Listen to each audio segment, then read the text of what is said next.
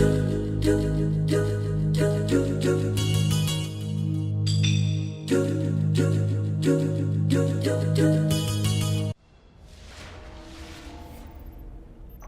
picking up heavy fallen activity near the Forgotten Shore. Welcome back to part 4 of the Destiny Beta Week special feature. Since the last episode, all I've done is return to the tower, get a few pieces of gear, and activate the next mission, which brings me back to this same area I was in the last video. Now, something I wanted to mention was, for you Game of Thrones fan, your ghost, that little icon, or little orb rather, that I keep bringing up every now and then, this little guy right here, is actually the guy who does the voice. His name is Peter, oh, I never remember his last name. It's not Dinkle, it's something like that. Anyways, he's the guy, the actor who voices Tyrion Lannister on Game of Thrones, which is actually pretty badass. Now, this video I went ahead and watched a little bit more so that you would basically have some entertaining commentary, not just me going, what's happening? And essentially, I was wrong. In the last video, I told you guys that there was a world event or a game event or whatever you call it, and it's actually in the following video. I thought it was this one, but alas, no. This one is just going to be another simple mission, and that's okay. There's nothing really wrong with that per se. But one good thing is you guys get to see me actually die, so that'll be cool. It's obviously towards the end. Right now, what I'm supposed to be doing is getting to a location so that I can activate this computer terminal, which will then sync with my ship in space so that I can teleport down my little hover bike, which is badass, because once you can do that and the area itself opens up, you essentially can go wherever the hell you want, which is what you're about to see right here. And let me tell you, it's absolutely awesome once you're free to go where you please. Ket vectors, and we're late. Alright, if you want to get your Sparrow, we can be in the Forgotten Shore. So here it is. Pretty cool, no? I really like this thing, the Sparrow. It's awesome. It reminds me a lot of the first time you got on the back of a warthog and you went crazy. Although the good thing is with this is I find it controls a lot easier. You use the left analog stick in order to move the front end of the, well, actually the whole thing. So you can easily, you know, turn left, right, whatever, and then you use the right analog stick just to control your camera. But I don't know, it feels very fluid after the first maybe 2 minutes after you use it. Because I know the first time I used it at my brother's place, it was really funny. The two of us, we were trying to figure out, we're like, what the hell? It felt kind of loose. But when I recorded this footage, I was like, oh, never mind. It actually controls quite well. So this mission is pretty easy. I just have to go to 2 little beacons, and then after that get inside to an area I was at before and kill a whole bunch of enemies, and away we go.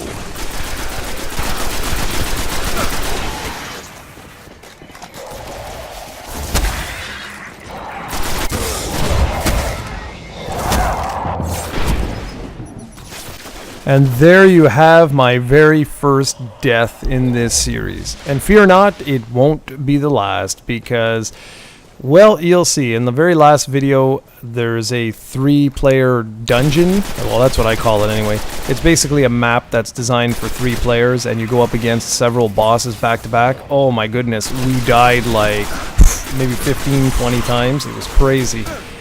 But with this, it's just that I'm playing a little bit like Stephen would. I'm getting a little bit cocky. So I'm just rushing the enemies, and I don't even care. I'm like, yeah, whatever, let's do this. And obviously, you can't really do that in games like this. You do have to be a little more cautious, especially considering in like 2 or 3 hits, you can easily get killed. Like right there. If I didn't back off, I most likely would have been killed yet again.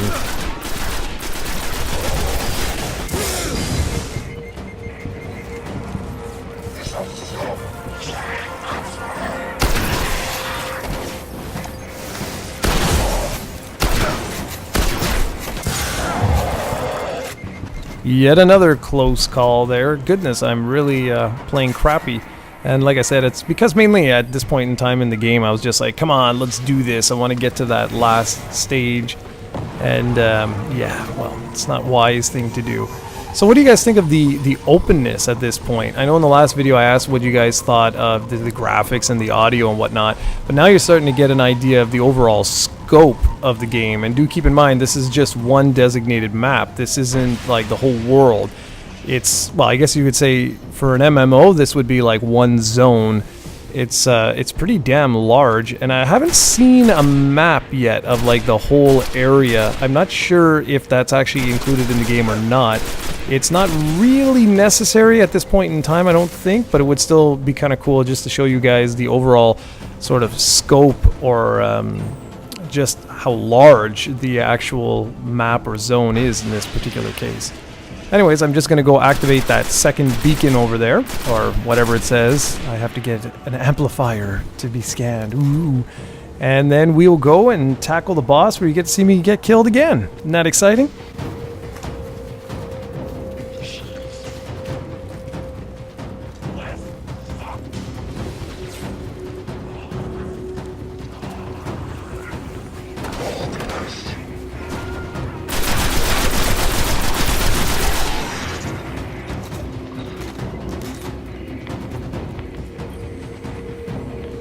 Alright, so we're at this second location, got the ghost out, we'll just take care of that captain. And I keep doing that, I suck with the grenades in this thing, because the guys keep flying all over the place, and damn, almost died again.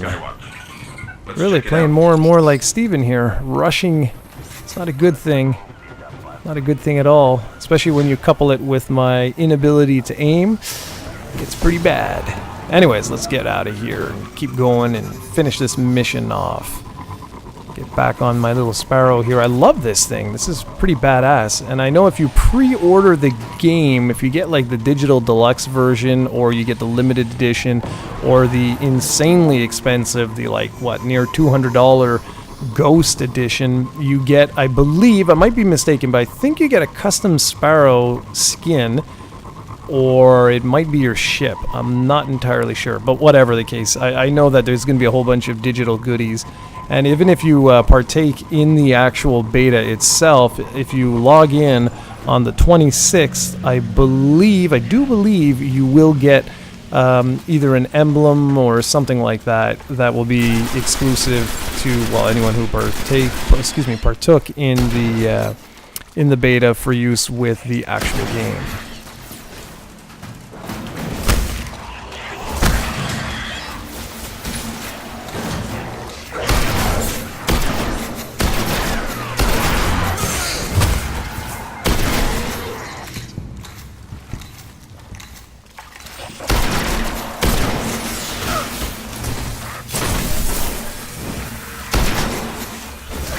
As you can see, a lot of stuff going on here, a lot of enemies, a lot of fire, and me playing like a noob. I love it. And I hope you guys are enjoying this too, seeing my mad skills here. It's just wonderful, isn't it?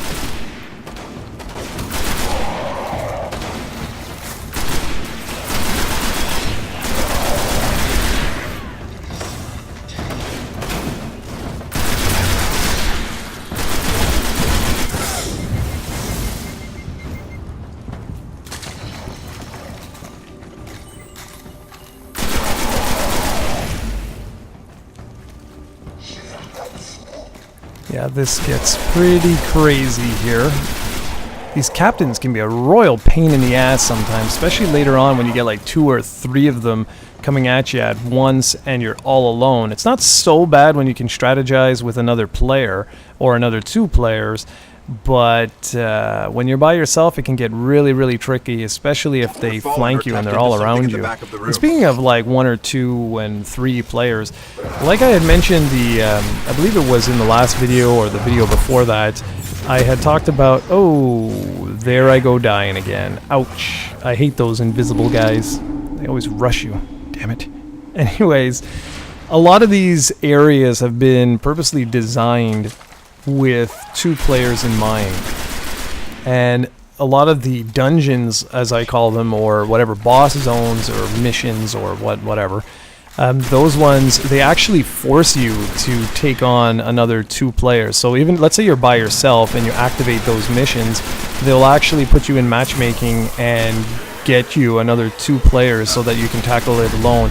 And what's great about that is, you know, playing with other players makes it a lot easier for starters, but on the other hand, the downside to that is if you get schmucks that leave, the matchmaking doesn't automatically fill that void spot with another player, and that really sucks. Side note, just hit level 4 there. Awesome. So halfway done the beta at this point in time. But anyways, yeah, so one of the things I dislike is the fact that the matchmaking doesn't auto-populate. Now again, this is just a beta, so it's entirely possible that in the final game you will, you know, it will allow you to automatically grab another player and bring them in your dungeon or that boss fight or whatever you're... Because when you are alone or when you're with 2 players, it can take like 40 minutes to down one of these bosses because they're just so strong. And so long as you guys, if you're 2 and you work out the gameplay mechanics, you can defeat the bosses. It's just like I say, it takes like a ridiculous amount of time. Now, I don't know if you noticed just a little bit before there, I did like this jump and shot like a Hadouken almost out. That is your special attack. Now, I'm not sure if I've already talked about this. I don't believe so. But as you level up, you gain access to a special attack. And I actually may have just done it in this video, but I'm too busy blabbing about other things. But yeah, so the way the special attacks work is, you see that little meter that's just above my weapon? It just filled up just a little bit. It's a gray meter right now. It's slowly inching its way to the right. Well, once that thing is full and it's yellow, you gain access to your class's special attack. And while this is just a beta, I only know, you know, what it looks like here. It's just I basically shoot out a fireball as a warlock. A titan does this running, like it's sort of like a little run move, and then he jumps up and slams the ground. And that's pretty much all there is to it for the special attacks that I've seen. I'm not sure what the 3rd class does. I can't remember what the hell it's called right now. But I know that in the finished game there's going to be a whole bunch of special attacks, and you can actually zero in on your class, and there's subclasses and all kinds of jazz like that.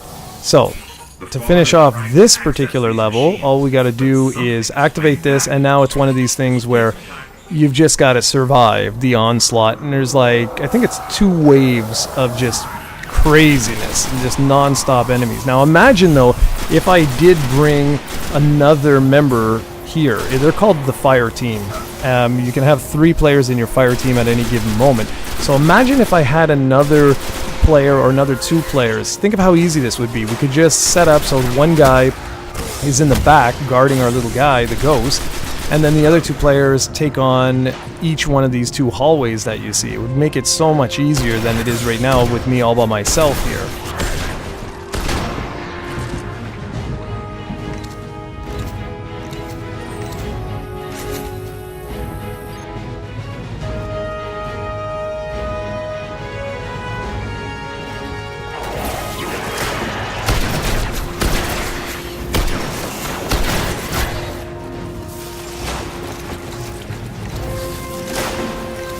Now that my meter is all supercharged and ready to go, I'm gonna look for the opportune moment to actually use the damn thing, because I don't want to waste it, because on little guys like this, it's a one-hit kill. So, you see all those guys down there? That might be a good point if there's a boss. If it's just a captain, it's probably not gonna be worth it. Yeah, it's not really worth it. Unless I, like, start dying, it's not gonna be worth it.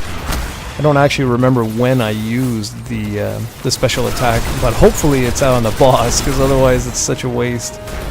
Because it does take a long time in order for it to replenish. But here's what's cool. If you have other players on your fire team and they do a special attack, they can actually drop orbs. They look like, well, they look like orbs that are just like encased in energy, and what you can do, there you go, there's a special attack, see? Pretty cool, no? Anyways, if you collect these orbs that your teammates have dropped, it'll actually give you a boost in your special move meter, which is awesome because it allows you to more quickly have access to the special meter, which is very, very useful.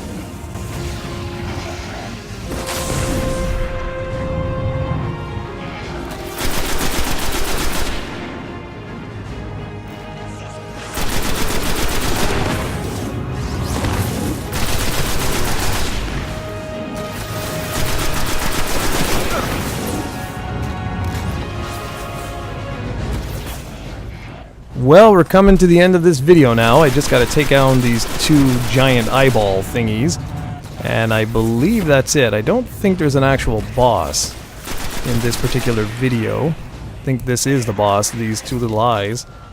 So I'm just going to head on over and destroy that last guy. And that's it. If one of those charges hits you, woo, look out, baby, because it hurts. But this is really simple, and like I said, it's much easier when you have additional members on your fire team. I can just aim as usual. Alright guys, so yeah, that's pretty much it. I'm going to end this off as soon as I'm done this, and then we will meet back here tomorrow. And we are coming to the end of the PvE element of the game, and then we'll jump ship on the PvP side, which is not too much to show. And then that will pretty much wrap up the Destiny Beta Week special feature. Hope you guys are enjoying as always. Thank you very much for watching, and be sure to leave a comment. I'll catch you all back here tomorrow with the next part. Take care, everyone. Okay, I pulled out everything they managed to steal. We should destroy this thing.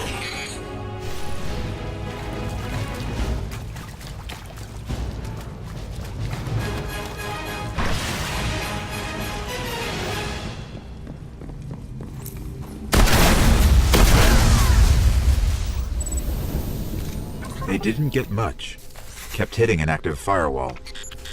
Old Earth. Russian. The legends are true. A war mine did survive the collapse. Rasputin. An AI built to defend Earth. He faced the darkness and survived.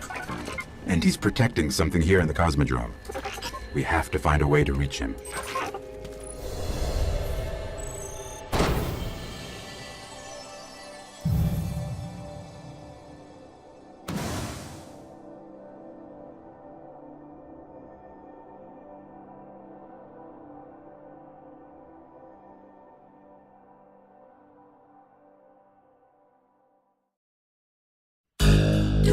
Do